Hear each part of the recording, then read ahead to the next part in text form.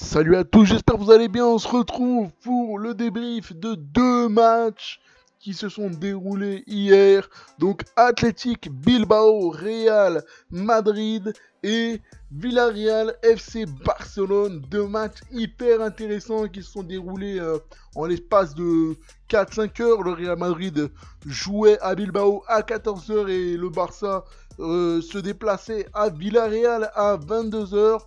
Donc c'était deux matchs relativement intéressants, même au niveau attaque-défense. C'était deux adversaires pour le Barça et le Real qui ne fermaient absolument pas le jeu. Et voilà, ça c'est des matchs ultra plaisants à regarder quand les équipes adverses ne ferment pas le jeu face au gros. On va commencer rapidement. Donc par le match de l'Athletic Bilbao face au Real Madrid. Le Real Madrid qui continue sa course au titre et qui, je pense, ne flanchera pas et s'est imposé 1-0 sur un but de Sergio Ramos qui est arrivé très tardivement à la 73e minute, hein, pour vous dire que Bilbao est une équipe très joueuse et on l'a bien vu hier. On va voir un petit peu les compositions d'équipe et on va commencer par celle de Zinedine Zidane avec des remaniements parce qu'il y a eu des absences côté madrilène. Donc au cas ça ne change pas. Thibaut Courtois,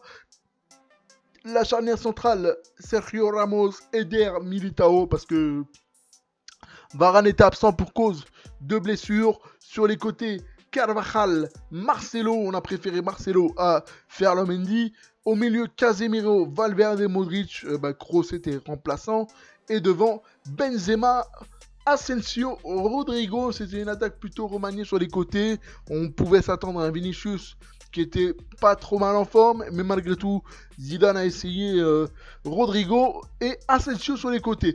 Côté Bilbao, Unai, Simon, Alvarez, Inigo Martinez sur les côtés, Kappa et Yuri, Berchiche, Lopez et Garcia en sentinelle, Mouniaïn sur le côté droit, Garcia également en numéro 10, Cordoba à gauche et en attaque, Iñaki Williams. Ça jouait donc en 4-2-3-1 pour les Basques.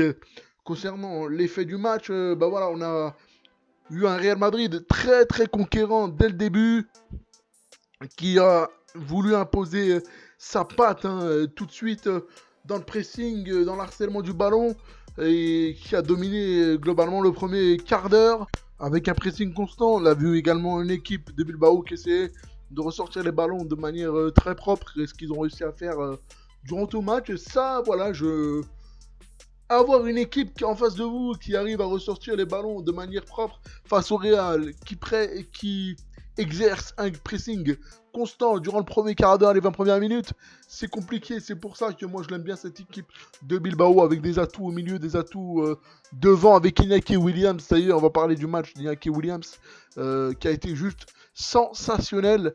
Et voilà, côté Real Madrid, toujours pareil, le milieu vraiment très bon avec un Kroos, Valverde et Modric qui ont été très bons.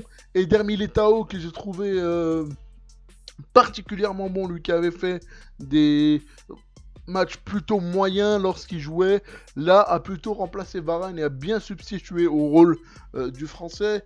Et sur les côtés, toujours pareil, Marcelo et Carvajal qui apportent constamment offensivement, et ça c'est vraiment une aubaine pour le Real Madrid.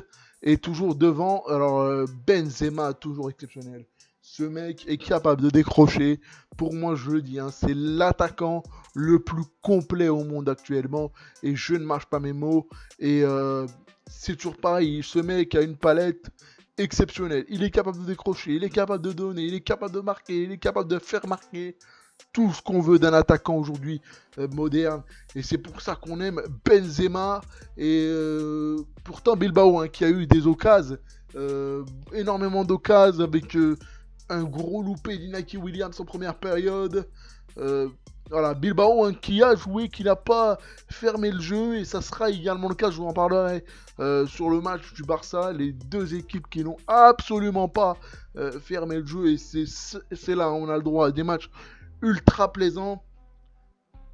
En tout cas, voilà, Bilbao qui consolide sa 8e place en Liga, qui, je pense, va avoir du mal hein, pour l'Europe, et Real Madrid qui ne flanche pas dans la course au titre. Et je pense qui, s'il ne fait pas de gros faux pas, va rester à 4 points du Barça jusqu'à la fin de la saison. Et je pense que l'équipe de Zizou gagnera le titre. En effet, hein, je regarde là sur le classement.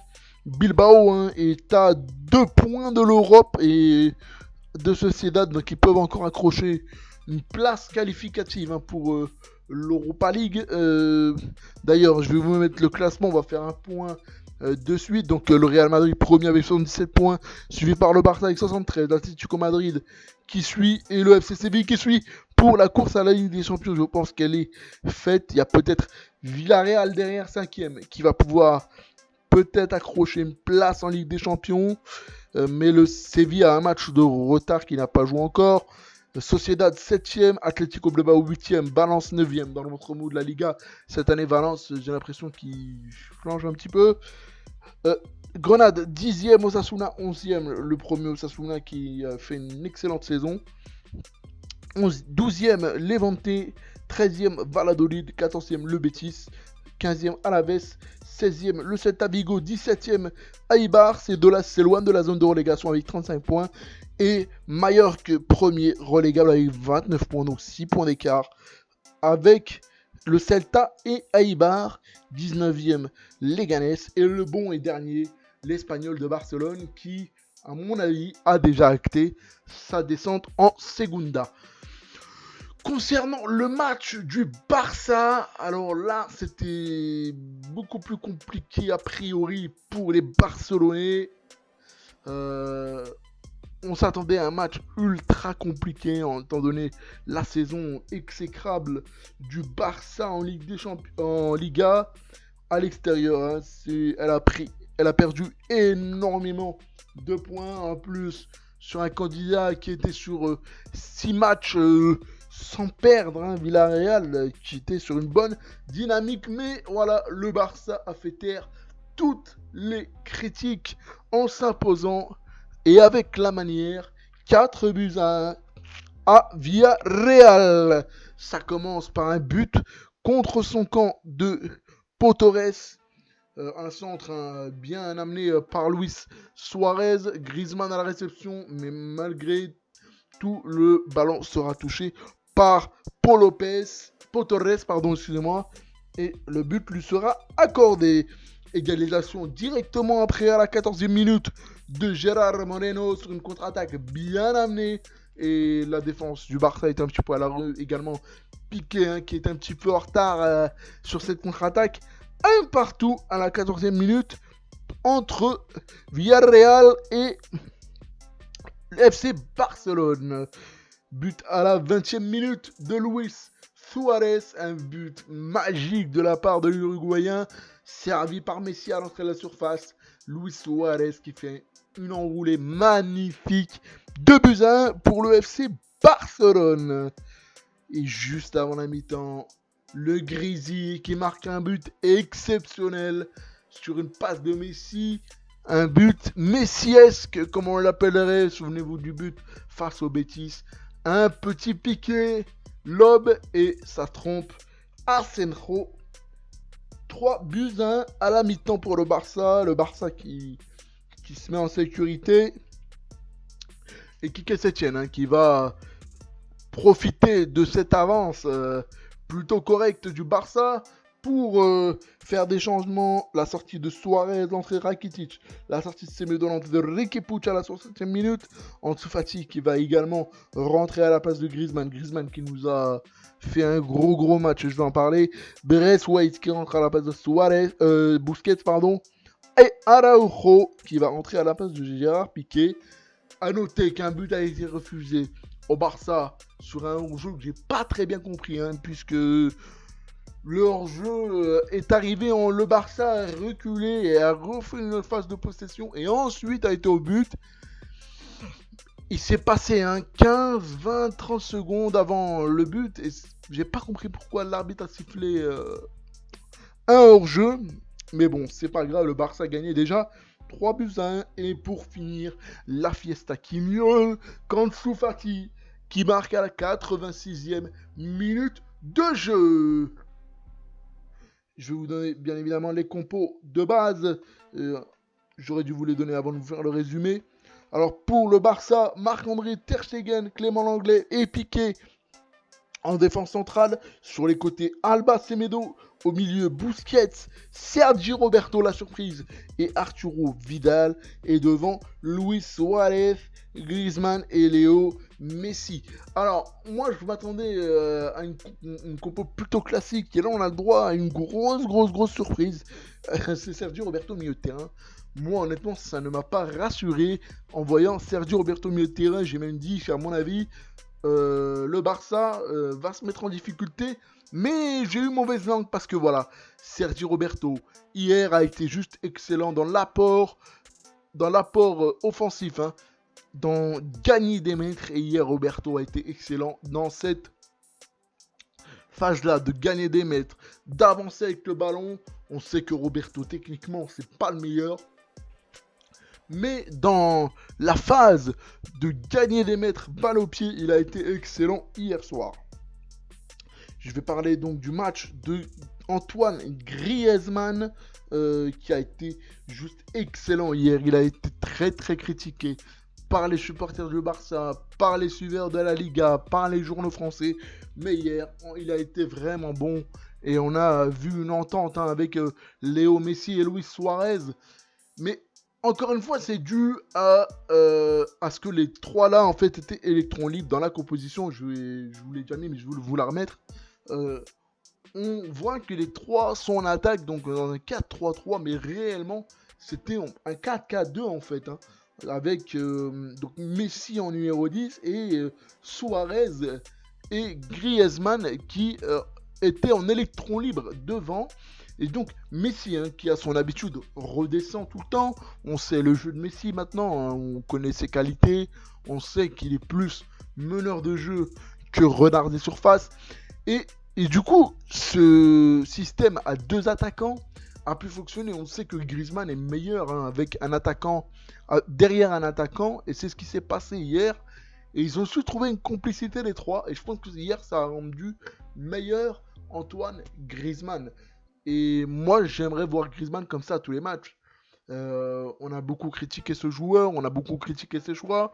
On a dit que voilà, il n'allait pas rentrer dans un système de jeu Barça.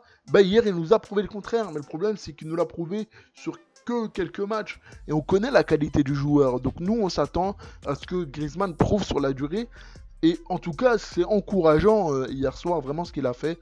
Et j'espère que Griezmann va nous refaire des prestations de haute volée, comme il l'a fait hier soir. On va parler également des rentrées de Riqui Puig et de Ansu Fati, qui ont encore été bons, hein. Le Barça amené par les jeunes hier soir. Et voilà, c'est vraiment 100% Masia avec Riqui Puig et Ansu Fati. On va parler un petit peu de Villarreal. Villarreal, quand je vous dis, c'est une équipe qui est vraiment une équipe très joueuse. Mais hier, ils ont suffoqué en première mi-temps. Et surtout dans la première demi-heure, où le Barça, hein, comme à son habitude, exerce un pressing constant. Et je pense que ça les a étouffés parce qu'ils n'ont pas su mettre en place leur jeu. Et pourtant, ils avaient des atouts, hein. Quand on regarde leur composition, il y a des joueurs qu'on connaît, des joueurs qui ont brillé durant leur carrière. Je pense à notamment Santi Cazorla. Je pense à notamment Paco Alcácer qui a fait un bon passage à Dortmund. Je pense également à Zambo Anguissa qui est passé par l'OM. Ils ont des joueurs, ils ont Gérard Moreno également en attaque. Je pense que cette équipe de Villarreal, elle est vraiment plaisante à regarder. Mais hier, voilà, comme je vous ai dit, ils ont suffoqué via le pressing constant du Barça. Et voilà, on a retrouvé le Barça qu'on aime, le Barça qui presse, le Barça qui a le ballon, le Barça qui propose sur les côtés de manière axiale, le Barça qui ne joue pas constamment sur Messi. On voit que le Barça, quand il ne joue pas sur Messi, ça tout le temps, hein, je dis bien tout le temps, parce qu'il faut jouer sur Messi, c'est le meilleur joueur du monde. Donc voilà, il faut cet appui de Léo Messi, mais pas constamment comme il le faisait de manière régulière. J'espère que ça va continuer. Il faut se servir de Messi à bon escient et pas le chercher constamment. Et c'est ce qui a rendu service au Barça hier soir. En tout cas, pour moi, c'est l'un des meilleurs matchs du Barça sous Quique Sétienne. J'espère que ça sera de bon augure pour la Ligue des Champions. Je pense que le Barça peut oublier malheureusement la Liga. Je pense que le Real ne flanchera pas. D'ailleurs, je vais vous donner de suite les calendriers qui restent des deux équipes. Et je vais vous donner pour moi le calendrier le plus avantageux. Donc on va voir du côté Barça les matchs qui restent. Donc le Barça recevra l'Espagnol et pourra envoyer d'ailleurs son homologue barcelonais en Segunda. Et se déplacera donc à Valladolid. Il recevra Osasuna. Et pour terminer, ils se déplaceront à Alaves. Donc un calendrier plutôt correct pour le Barça. On va voir maintenant le calendrier du Real Madrid. Les Madrilènes qui recevront Alaves à la prochaine journée. Ils se déplaceront à Grenade juste après. Recevront également Villarreal. Et termineront chez le voisin Leganés pour un derby madrilène. Alors, pour moi, l'équipe qui a le calendrier le plus abordable, pour moi, c'est le Barça en cette fin de saison. Mais le Barça a perdu beaucoup de points sur les matchs importants contre l'Atlético, contre le Celta. Ils ont perdu pas mal de points aussi contre Séville. Et pour moi, la donne est jouée en fait. Les points qu'ils ont perdus leur portent préjudice et d'ailleurs auraient pu les aider s'ils ne les avaient pas perdus sur cette fin de calendrier.